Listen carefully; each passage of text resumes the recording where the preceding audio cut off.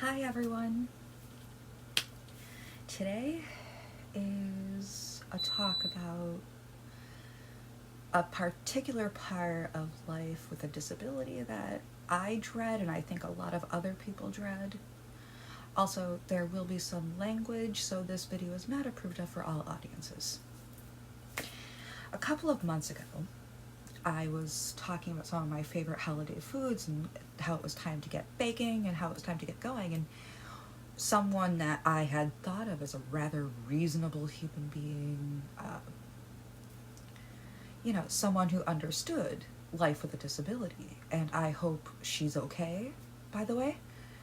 I haven't seen her around, I don't know, and I feel really, really awful. Please be okay. Said something like, well, we all know you can't cook, and just started a litany of things like, can you do this with epilepsy? Can you do that with epilepsy? And it was somewhat typical human life stuff,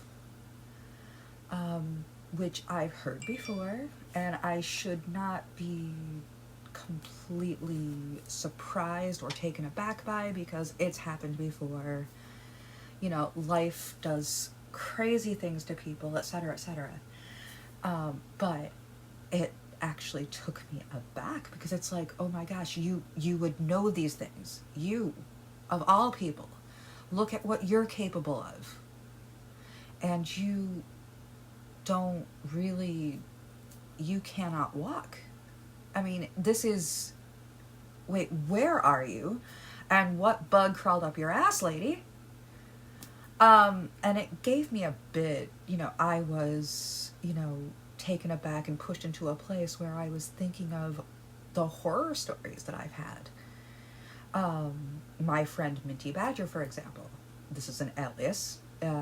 According to Horrible Histories, it's an actual Victorian name, so I'm using it as an alias for this person, who, rather than be patient, actually put me in danger more than once. Like the time I had a seizure that involved me spacing out, is the term that would probably be used by the average person. And I nearly walked into traffic, and she thought it was the funniest thing ever. This woman is not the same as the woman in the first example. Minty Badger is a completely different person.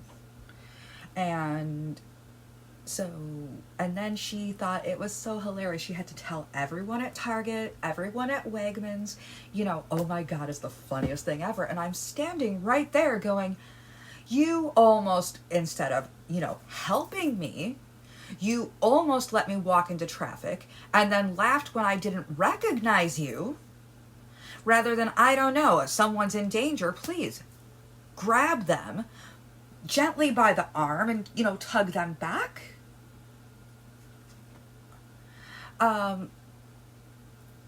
So I think I talked about this in my Horror Stories edition for the Epilepsy Awareness Month 2019, but I've given her a name, because when you name something, maybe you don't fear it so much. The next example was Princess Cheese, and this is a name I need to take away from her because she's not worth it. It's also apparently a Victorian name according to Horrible Histories. Okay, so I'm Princess Cheese. I am the princess of cheese. And I am now going to thoroughly embarrass you, and I am going to thoroughly disappoint you by telling you my favorite cheese joke. I apologize in advance. How do you coax a bear out of a cave? Come on, bear. Come on, bear. Come on, bear. Right. Now that you're all thoroughly disappointed in me. And so I still have a bit of annoyance towards Minty Badger, but also I think the scariest thing was Princess Cheese. aka, I'm going to call her Smegma from now on, because she just sounds like Smegma.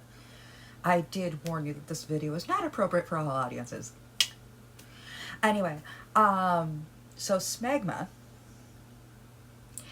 tried to unclench my teeth during a seizure. As anyone will tell you, this is a bad idea because the jaw locks really tightly. This is how I've also put my jaw out of alignment before and had to have surgery due to said issue because my jaw was really clenched, which I do as a matter of course because I'm a tooth grinder, but not that bad.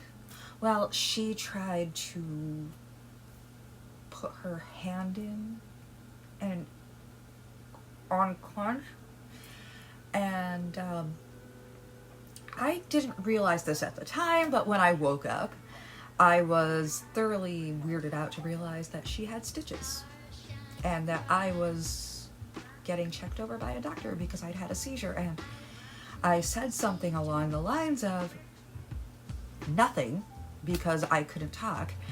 But I tried to mime,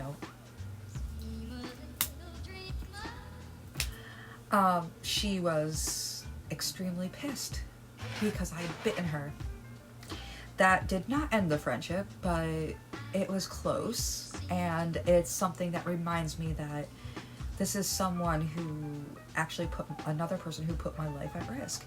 So what I'm saying here, not to tell you horror stories or get things off my chest, but simply to say, yeah, there are things that you just don't do. One of them is if a person is having a seizure and they're about to be in danger, do not leave them in that danger and do not think that it's absolutely hilarious.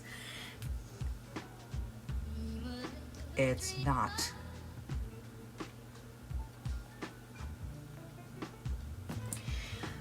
Rude. So, and if your friend is having a seizure and they bite you, they're not intending to bite you, and please, please, please don't try to unclench a person's jaw. Actually, unless they're in danger, do not move them at all. So there's my horror stories and my tips for today. And you are very, very loved. Take good care, and there will be links in the description for more of my favorite books. These are paid links, but I'm only picking things that I believe are good and that I want to pass on to everyone else. Take care.